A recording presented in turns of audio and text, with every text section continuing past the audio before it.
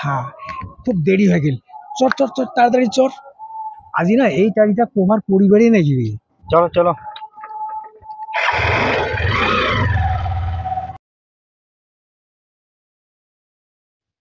আচ্ছা, তুই তো মোর ছায়া সঙ্গী, যুদ্ধের সারথি। হ্যাঁ, এটা না ঠিকই। ওই যে দেখা পাচ্ছিস, ওই যে ডিগির ওপারে জমিখান, ওই জমিখান দেখালুম না, ওই জমিখান মোক কিন্তু নিয়ে দিবার নাই। আচ্ছা, ডাকালু দাদা তো ওইখিনা জমির উপরে ওর সংসারটা চলে, ওই ডিগি কিনার উপর। ওর বাড়িটাও অনেক দূরত, ওরতেই কোনো রকম আসিয়া মাছ চাষ করে। ওইটা আরে তুই খালি ওই ওয়ারে স্বার্থটা দেখেছিস, মোট স্বার্থটা দেখেছিস না। ওই কিনা জমি হলে ওটা কেনা মোট পাক্কা 30 বিঘা জমি হয়ে যাবে। আর ওঠে কেনা মুই ওই ডিম ফুটিবার হেসারিটা করি পারি। দাদা, এতদিনে তোর সব কাজ আমি করিছু, কিন্তু এই অধর্মী কাজটা আমি করি পাইনম। তুই তো যাক দিয়ে করে পারিস করা, মুই এই কাজ করি পাইনম। হ্যাঁ, তুই আজ হিটা কি কথা বলো? তুই মোড়ে খাচ্ছিস, মোড়ে পড়েছিস, আজি তুই মোর কথাটা অমান্য করেছিস। তুই তুই দাদা এই কাজটা মোক মাফ করে দিস, এই কাজটা আমি করি পাইনম। তুই তো জানিস সত্যবত, মুই যেইটা কাম করিস চান্দাও, ওইটা কাম মুই করিয়া ছাড়ো। না, মুই এত বড় অন্যায় কাজ করি দিবার নহম। সত্যব্রত, তোক মুই শেষবারের মতন কইয়া যাচ্ছ, 3 দিনের মধ্যে যদি তুই এই কাজটা করি না পারাইস, তাহলে বুঝির পারিব কত ধানের কত চাউল।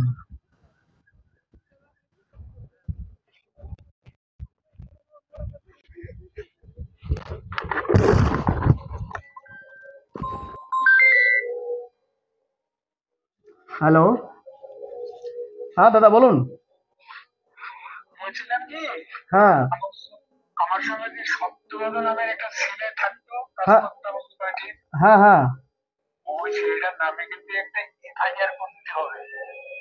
আচ্ছা ঠিক আছে, আপনি কি বলছেন আমি বুঝতে পেরেছি। ঠিক আছে, আমি ওইভাবে করে নিব। ঠিক আছে, সেটা যেন হয়। আচ্ছা ঠিক আছে।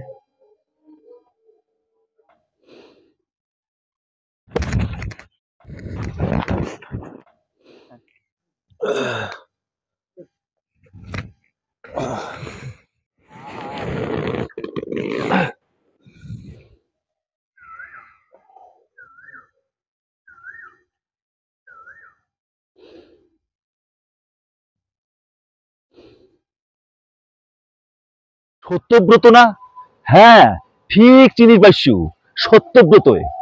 বুড়া হয়ে গেলেও মোর প্রিয় ছাত্র মুই চিনি না পারো? হ্যাঁ স্যার, মুই সত্যব্রত।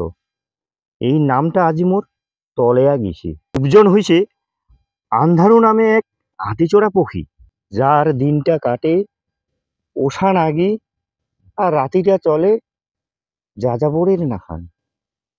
কেন এই নাখান হয়া গেল?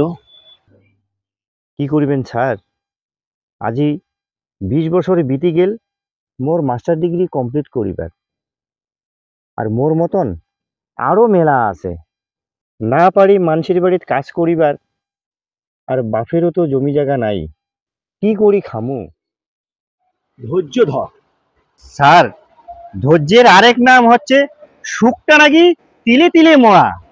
ধৈর্য আর সততার কোনো দাম নাই স্যার, কতদিনে সাগরের তলে ডুবিয়া গেছে। স্যার, বর্তমান সমাজটা একটা রঙিন রঙ্গমঞ্চ, এঠে তো আর মুই অভিনয় করির পারো না।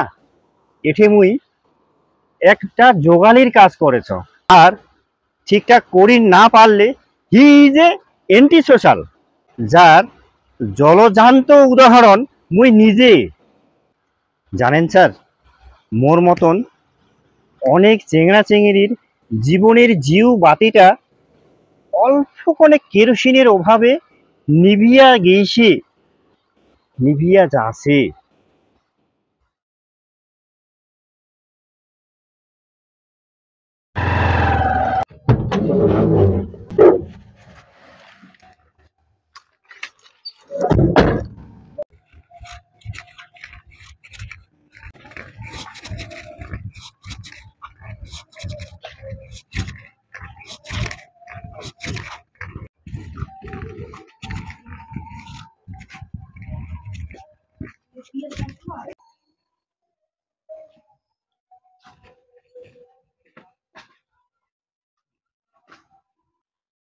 সত্যব্রত কি বাড়িতে আছে?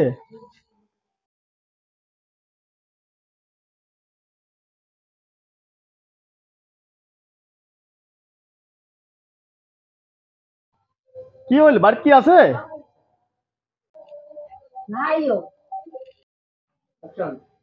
তোমরা কি সত্যব্রতর মাও? কালি যেন সকালবেলা যায় দেখা করে থানাত।